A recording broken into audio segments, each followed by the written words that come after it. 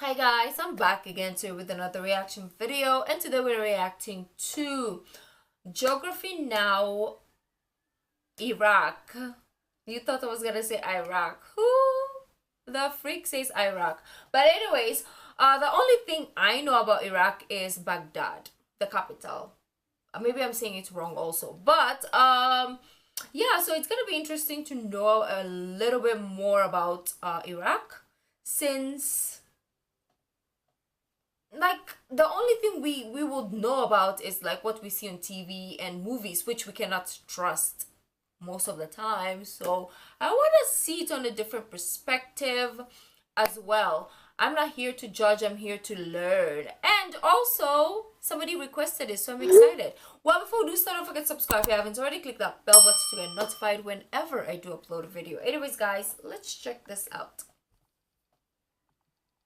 Guys, let's be honest. When I say Iraq, all you think of is... Oh yeah, definitely. Because of movies and but news. It's also... Oh, okay. I would have never thought that, because obviously of the first scene that we saw. Interesting. Oh, okay. Yes, let's dance. So, where do we go from there? Let's find out. Now. Everybody, I'm your host Barbie. We live in a generation that has almost never known a time in which Iraq wasn't synonymous with war. The funny thing is, it was like the Dubai of the 60s. Tourists were flocking in, people had mansions, it was crazy. So what happened? Well, first we have to explain where Iraq is. Moving on. One thing that makes Iraq such a pivotal player in geopolitical strife is its incredibly blessed yet cursed location. Let's explain. Iraq is located in the Middle East, bordered by 6 other countries, and don't forget they have a very, very small narrow coast on the Persian Gulf, with their southernmost port Qasr on the Khawar al-Zubair waterway, which, by the way, they used to have an airport, but it literally got spliced in half by the Kuwaiti border. You said Persian Gulf, isn't it Arabian Gulf? Didn't we literally just go over this in the last episode? Okay, I'm sorry, I'm sticking with history, and history says Persian. The country is divided into 19 governorates or provinces, with the capital Baghdad, the second largest city in the Arab world after Cairo, located in the heart of the historic Tigris River Valley. What? The second largest city in the Arab world. The second largest city in the Arab world after Cairo, which is obviously in Egypt. Interesting to know. I love these things because I'm like, where were you when we were in school learning about pointless history? Fake history. Mostly. So this is interesting. You guys who are from Iraq, let me know, or been there, let me know. Is this factual? Is that semi-factual? Or is it 100% facts? Let me know. After Cairo, located in the heart of the historic Tigris River Valley, and with nearly 50,000 people per square kilometer, the city makes the most dense country subdivision in the world. After the obvious Baghdad, the next largest cities in the country are Basra in the south and Hilla in the fertile Euphrates region, and the largest airports are Baghdad, Basra, and Erbil International. And yes, you can still fly to Iraq and visit. It's not like the whole country is completely I think I closed can't. off. They keep moving forward despite the war. Because Philippines doesn't Yeah, allow. although it's highly advised that you stay in the large cities and don't make a spectacle of yourself, be respectful to the people, and you'll be fine, just like anywhere else. But there's terrorists. We'll discuss that in a bit. Now, keep in mind, these borders were terrorists. a product of I'm just gonna check if we still have the stamp. No travel to establish what the Iraqis Iraq. like to call an artificial monarchy. We'll talk more about that later too. You keep making me wait for stuff. I know. Just hold on. Now, here's where things get a little confusing. Taking the governance out of the picture, there's kind of technically another way you could split up the regions of Iraq based off of prevalent people. I thought he was gonna tell us there's other ways to go there. Who started to kind of segregate themselves into 3 distinct areas. The south, which is where the majority of the Shias live. The middle, which is where most of the minority Sunnis live. And the north, where most of the Kurds live, amongst other groups like Assyrians, Yazidis, Lurs, and so on. Now here's the strange part. These 3 governed Kurds, where the majority of the Shias live. The middle, which is where most of the minority Sunnis live. And the north, where most of the Kurds Kurds live, amongst other groups like Assyrians, Yazidis, Lurs, and so on. Now here's the strange part. These three governorates in the north, Erbil, Dohuk, and Sulaimania, make up the region of Iraqi Kurdistan, which is an incredibly autonomous zone from the rest of the country, where the majority of Kurds live. They have their own government, prime minister, and quasi-army, which means the Iraqi army has no access to this area. If you don't know anything about the Kurds, basically they are one of the largest minority groups in the Middle East, but we'll talk about that another time. Let's move on. Now, let's just get it over with and cover what you're all thinking. Yes, there are some parts of Iraq that are kind of like no-go zones, specifically in the west and central areas. As of 2017, numerous international travel boards have advised strongly against travel in the red zone, which is located more or less over here, where most of the conflict between ISIS, there you go, and various other groups are found. Keep in mind, this information is applicable to the time this video was uploaded, so I don't know what the future holds or if this video will be outdated soon. It looks like tension and conflict are dying down, but for now, we can't be completely sure. Otherwise, some top notable sites in Iraq might include places like Eridu and Uruk, two of the oldest cities in the world, Ur, the home of Abraham and the Sumerian ziggurat, the Al-Shahid Monument, the Tree of Knowledge, the Mudif houses of the Marsh Arabs, the ruins they're also of pretty. Hila, Alexander the Great's tomb, Mudif houses of the Marsh Arabs, the ruins of former Babylon, Hila, Alexander the Great's tomb, Ctesiphon, the ancient capital of Persia, Lalesh, which is like the holiest site to the Yazidis, Nineveh, the ancient capital. We have to go to Iraq. The Al-Najaf cemetery, Iraq, sorry. in the world, Baghdad Zoo, yes, they have a zoo, the victory arches of Qadisiyah, the shopping districts of Al-Mansur and Al-Qarada, the tomb of the unknown soldier, the say in the passport no more, so I feel like we can already. If you can get access, you can see a 605-page Quran written entirely out of the blood of Saddam Hussein. Yeah, that was an interesting. You can see a 605-page Quran written entirely out of the blood of Saddam Hussein. Yeah, that was an interesting time in their history. It's a sad truth, but the fact is, I want to know why. the most beautifully historic region on the planet with the worst of circumstances. Baghdad was the epicenter of science and mathematics for a period of time. They were rich, they were glorious, they were on fire. But then the 20th century came along and hit them like a sack of bricks. And a lot of it had to do with what Iraq had hidden underneath its sands, which brings us to... What?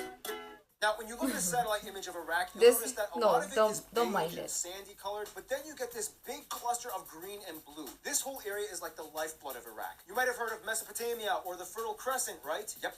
That's Iraq. The Tigris and Euphrates rivers are the most important resources to the entire country, converging into the Shat al-Arab River in the south that eventually dumps into the Persian Gulf. About 75% of the entire country lives in between these two rivers. Is bad. Composition-wise, Iraq is made up of four main geographical regions. The dry deserts in the west and southwest, the fertile alluvial plains by the Tigris and Euphrates rivers, the uplands to the north, and the highlands and the mountains in the far north and northeast. The highest point in the country at 3,600 meters doesn't have an official name, but it's known locally as Chikadar, which means black tent. Now, Iraq's climate is pretty much official name, but it's known locally as Chikadar, which means black tent. Now, Iraq's climate is pretty dry, as they only get about 9.5 inches or 24 centimeters of rain every year. However, the mountains can get lots of snow, which melts rapidly, and in the past has caused a lot of flood problems. So what did they do? They built a ton of dams, which in return created a ton of artificial lakes and reservoirs. The largest one being the Tartar. They got lucky with Tartar because over time it developed an actual biosphere containing animals, plants, and fish, whereas most of the other lakes weren't so lucky because, you know, when you try to make a lake in a desert, yeah, you're gonna get a lot of salt and silt that nothing can live off of. Otherwise, Lake Habbaniyah has a strange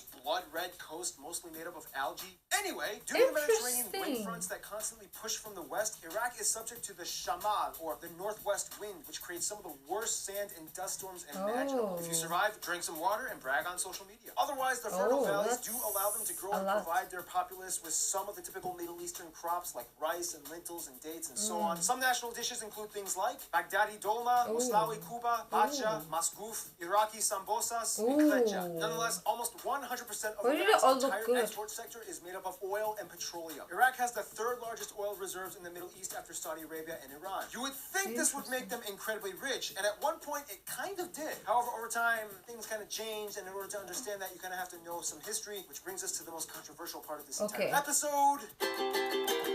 Is it because the bigger countries are stealing from Iraq? Obviously, that's always the problem why countries cannot prosper, because the bigger countries are going to the smaller countries who can't defend themselves, and it's like bullying basically, but based on countries. At this point, Iraqis have heard it all. War, Saddam, Al-Qaeda, ISIS, they get it. And we will get to that. I'm not going to sugarcoat this episode and avoid the drama, but I also want you to learn that Iraq has a complete completely unnoticed, vibrant culture and heritage that still thrives despite all the chaos. I like this part. Iraq has a population of about 38 million and is home to the oldest recorded civilizations on Earth. About 75% of the country is made up of Arabs, about 15% are Kurds, and the remainder is made up of numerous smaller people groups like Assyrians, Turkmenis, and Yazidis, and Shabaks. They also use the Iraqi dinar as their currency. They use the type CDG plug outlets, and they drive on the right side of the road. The interesting thing about Iraq is that outside of Iran, it is one of the only few countries that has a Shia majority population at about 65%. Sunnis make up only about a quarter of the population, and the rest are mostly Christians and Yazidis. In fact, two of the holiest sites in Shia Islam, apart from Mecca and Medina, can be found in the city of Karbala. The Imam Ali Mosque, believed to be the burial site of the Shia prophet Ali, and the Imam Hussein Shrine, where the grandson martyr of Muhammad is buried. Nonetheless, Iraq is deeply rooted in a historical foundation that pretty much topples most other countries. They developed the first writing system that we know of, the wedgie cuneiform script on clay tablets. After them, in the quickest way I can put it, the rest of the history kind of goes like this. Akkadians, and then, oh hey, Abraham, the father of all Abrahamic religions, comes out of the city of Ur. Assyrians, Canaanites, Babylonians, Hammurabi, Hittites, Neo-Assyrian Empire, Neo-Babylonian Empire, King Nebuchadnezzar II, Persians come in, Cyrus the Great crushes them, then Alexander the Great crushes Persia, Parthians take a quick shot, but then quickly are crushed by the Romans, Christianity comes in. Is Iraq like the place to just... It's like the stage, you know, where things go down. That's based on history. It looks like. The Great crushes Persia, Parthians take a quick shot, but then quickly are crushed by the Romans. Christianity comes in mostly through the Assyrians. Middle Ages, Muslims come in and dominate by conquest. The Rashidun, Umayyad, and Abbasid caliphates. The Islamic Golden Age begins. The Mongols come in and slaughter a ton of people. Black Death spreads. The Ottomans come in. Then the Brits come in during World War I. They concoct an Iraqi monarchy. Then there was a war, a coup, July Revolution by the Ba'athist Party, more coup d'etat. What is it? If there's so many coming to conquer a country or place or people, there must be something really worth it there, you know? Because that is a lot. That is a lot. Saddam Hussein comes into power in 1979. Backed up by the US and Russia, he fights against Iran after the Islamic Revolution. He then attacks his own people and then tries to invade and attack Kuwait. The US cuts ties and attacks Saddam after the war sanctions were put on them. Then in 2003, the US and allies come in under the pretext of weapons of mass destruction programs violation under UN Resolution 687. Turns out there were no weapons of mass destruction, but they take out Saddam anyway. Then the weird years happen in which they're kind of like, yay, let's take down the statue of Saddam and celebrate, but oh crap, the Americans are intervening. Eventually the US withdraws in 2011 under Obama, but then an Al-Qaeda affiliate breaks off and creates a new group that pretty much hates everyone called ISIL, later ISIS. They attack and occupy various cities across the two countries. They get pretty big in 2015 and 16, but soon later they realize they have literally no diplomatic ties or outside relations, which are kind of key in conflict. After getting attacked from every side, from every nation around them, and the Western world, they start to deteriorate, and that's kind of where we are today. Whew! Once again, keep in mind, this video might be outdated soon, so until then, all we can do is observe and very outdated now, because it's so it's complex, and if you want a full 2021. perspective, I'm not your best source. An Iraqi person directly affected by current events would be talk to them, listen to them. Furthermore, what it comes down So to is let me know, Iraq is guys, if sandwiched you right are. between two of the biggest influencers in the Middle East, Saudi Arabia and Iran. Some sociologists would argue that it was inevitable that Iraq would become a tension ground one way or another, solely based off of its precarious location. That Now is it's a kinda good stuck in a weird term, limbo tension zone of, ground. okay, Saddam is gone, but insurgents are up and the Western world is getting involved and the whole western part of the country is off limits. What the? Can everybody just get out? I just want to go home and eat dinner and watch a movie. Granted, daily life does come with a tincture of constant alertness. Like, and you leave never the know people something could alone. happen. Like, yes, many people have died at the hands of conflict. Many historical sites have been destroyed. But overall, Baghdad, Basra, Erbil, and most of the main metropolitan areas in the east still function somewhat normally. They have internet. They have operating Are you hospitals from and Iraq? schools. Because They even I have want quite to a bag few that amusement parks ass with up. roller coasters and McDonald's and Pizza sorry. Hut joints. I just However, heard they that. also like to open up their own knockoff joints like Burger Friends and KFCK. Iraqis have gone through Burger a lot, Friends, but nice. even then, they still know how to laugh and have fun. Like mentioned before, there are quite a few different people groups in Iraq. We mentioned the Kurds, which, by the way, Kurdish is an official language in addition to Arabic. But there's also the Assyrians, who claim to be descended from the ancient Assyrians, who make up the largest Christian population, as Jesus' apostles came in and preached the gospel to the area in the 1st century. They have their own writing system and traditions. There used to be a bunch of ancient Assyrian artifacts and sites until ISIS destroyed them in Mosul. Then you also have the Yazidis, who are kind of related to the Kurds, but they have their own secretive religion and customs as well. Handicrafts, rugs, and tea culture is huge. They love dancing whenever there's a break from all the drama. Some notable people from Iraq or of Iraqi descent might include people like Hammurabi, Abraham, Sargon of Akkad, Nebuchadnezzar II, Ashur Nasir al, Salah al-Din al-Ayubi, Saddam Hussein, though they might not be too proud of that, Khatem al-Saher, Muhammad Ghani Hikmat, the most accomplished female architect in the world, Zaha Hadid, Amo Baba, Leila al-Attar. I was like, she sounds familiar, but no, her last name sounds familiar, so maybe the Hadids are from there? Saddam Hussein. Like, if you trace their family line or genealogy, probably. They might not be too proud of that. Khatem al-Saher, Muhammad Ghani Hikmat, the most accomplished female architect in the world, Zaha Hadid, Amo Baba, Leila al-Attar, Amo the most Baba, I've accomplished heard that female name architect too. in the world, Zaha Hadid, Amo Baba, Leila al-Attar, Seta Hagopian, Maruf al-Rusafi. So that should give you a little insight on the people of Iraq. And boy, have they made a name for themselves on the international stage. Let's see how that works out for them. First, Iraq is a very, how do you call this?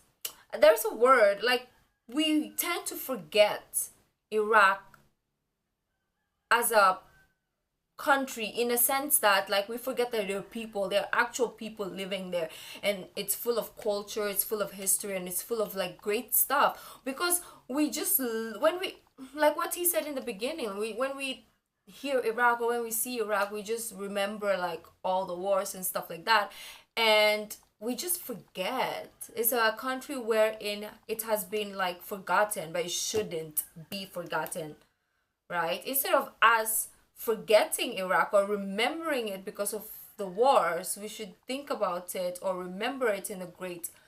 First of all, you have to understand. I don't know what I'm saying. Stop. Another I should stop. Bosnia-Herzegovina scenario in which different people groups in the country have different relations with different countries within Iraq, and it kind of depends on who you ask. If you ask the Kurds and Assyrians in the north, they might say Western countries like the U.S. and UK. They even have a representative office in London, and the Assyrians love Armenia. They might also say that other regions that have high Kurdish populations, like East Turkey and Western Iran, might be friends, but not collectively Turkey and Iran as nations altogether. If you ask the Shias, they might say kind of Iran, even though there was a war back in the 80s, but it was more of like a Saddam thing, and they're both Shia, they both moved on, plus, you know, the pilgrimage in Karbala. If you ask the Sunnis, it's tricky. They've had some issues with Jordan and Saudi Arabia in the past, however, they really seem to like Egyptian and Yemeni people, but not their governments. Plus, they kind of support Turkey, which pisses off the Kurds. Now, every Iraqi person I've talked to has said that one country would most likely be their best friend, Syria. But again, the Syrian people, not the government. One thing that binds these two is that not the government. Times do they both hate struggling with conflict. I mean, nobody likes the government, terrorists, but to be honest. They've been linked for millennia. Diplomacy has been existent between these two through all variants of their countries throughout history, even before the rise of the caliphates, Persian, Babylonian, Assyrian empires. Syrians are seen as like their own people that they love and hold hands with in the midst of the storm. In conclusion, Iraq is home to so much of the beginning that is being crushed by the present, but is still alive and crawling into the future. Stay tuned. Ireland is coming up, and I am literally flying out our favorite Irish guy, Potter, to be here in the episode. That's not the correct pronunciation of his name, but I don't care. You're still named Potter to me. Potter? But anyways, that was very, very interesting. I'm so glad that somebody requested Geography Now Iraq, because I was thinking nobody's gonna watch this, but I don't know. I should check my analytics. Probably there are people outside Iraq or maybe even in Iraq that watch this channel, but we're gonna see. It's gonna go out and we're gonna see how people react to me reacting to probably their country or a country to visit. So let me know. There's so many more that I want to know that we can't get in a 13 minutes video. So if there's another video that gives us more content or like history, link it down below. Well, thank you guys for joining. If you like this video, don't forget to give this video a thumbs up, subscribe if you haven't already, leave in a comment section down below what other videos like to react to. The original link of this video will be in the description box down below, so it's my social media link. So guys, I'll see you in the next video. Bye.